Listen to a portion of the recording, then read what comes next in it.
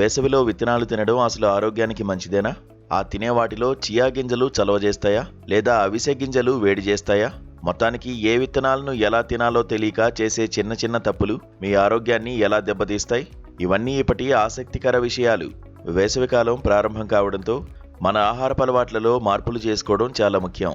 శరీరాన్ని చల్లగా ఉంచుకోవడానికి మనం రకరకాల పానీయాలు, పండ్లు తీసుకుంటాం. వీటితో పాటు విత్తనాలను కూడా ఆహారంలో చేర్చుకోవడం ఇప్పుడు ఒక ట్రెండ్గా మారింది. చియా విత్తనాలు, అవిసె గింజలు, గుమ్మడి గింజలు వంటివి పోషకాలకు నిలయాలు. అయితే ఈ గింజల తత్వం వేరువేరుగా ఉంటుంది. కొన్ని చలవ చేస్తే మరికొన్ని వేడి చేస్తాయి. వేసవిలో వీటిని తప్పుగా తీసుకోవడం వల్ల జీర్ణ సమస్యలు తలెత్తవచ్చు. అందుకే నిపుణుల సూచనల ప్రకారం వీటిని తీసుకునే సరైన పద్ధతుల గురించి ఇప్పుడు చూద్దాం.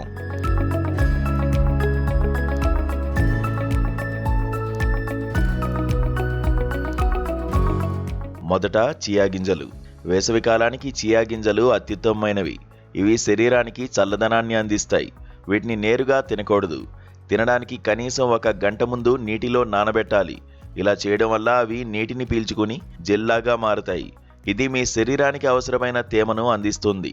వీటిని మజ్జిగ, జ్యూస్లు లేదా స్మూతీలతో కలుపుకోవచ్చు. ఆ తర్వాత అవిసె గింజలు. వీటిలో ఒమేగా-3 ఫ్యాటీ యాసిడ్లు పుష్కలంగా ఉంటాయి. కానీ వీటికి వేడి చేసే గుణం ఉంది. వేసవిలో వీటిని మితంగా తీసుకోవాలి. చాలామంది వీటిని నేరుగా మింగుతుంటారు. అది తప్పు. అవిసె గింజలను దోరగా వేయించి పొడి చేసి తీసుకోవడం వల్ల జీర్ణక్రియ మెరుగుపడుతుంది.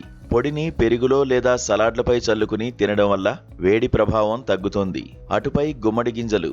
వీటిలో మెగ్నీషియం, ఇనుము ఎక్కువగా ఉంటాయి. కానీ ఇవి కూడా శరీరంలో వేడిని కలిగిస్తాయి.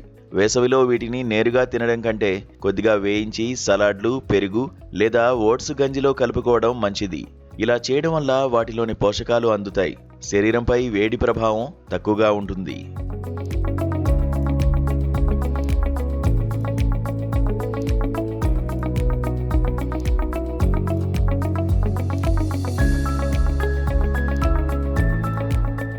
అనంతరం నువ్వులు అత్యధిక వేడిని కలిగిస్తాయి. కాబట్టి వేసవిలో వీటిని నేరుగా తీసుకోకపోవడమే మంచిది. మీరు వీటిని తినాలనుకుంటే వాటిని పొడిగా లేదా పేస్ట్గా చేసి షేక్స్ లేదా ఓట్స్లో చాలా తక్కువ పరిమాణంలో కలుపుకోవాలి. మరి ఎక్కువగా తీసుకుంటే చర్మ సమస్యలు లేదా జీర్ణ సంబంధిత ఇబ్బందులు రావచ్చు. ఆపై పొద్దుతిరుగుడు గింజలు. వీటిని కూడా వేసవిలో పరిమితంగానే తీసుకోవాలి. వీటిని కాసేపు నీటిలో నానబెట్టి తినడం వల్ల వాటి వేడి చేసే గుణం తగ్గుతుంది. లేదా తేలిగ్గా వేయించి స్నాక్స్ లాగా తీసుకోవచ్చు. వీటిని అధికంగా తింటే కడుపులో ఉబ్బరం లేదా అసౌకర్యం కలగవచ్చు. మొత్తానికి ఏ విత్తనమైనా సరే వేసవిలో తీసుకునేటప్పుడు నానబెట్టి తినడం అనేది సురక్షితమైన పద్ధతి. ఇది విత్తనాల్లోని ఎంజైమ్ ఇన్హిబిటర్లను తొలగించి పోషకాలు సులభంగా జీర్ణమయ్యేలా చేస్తుంది. అలాగే విత్తనాలు తిన్నప్పుడు నీరు ఎక్కువగా తాగడం మర్చిపోకండి.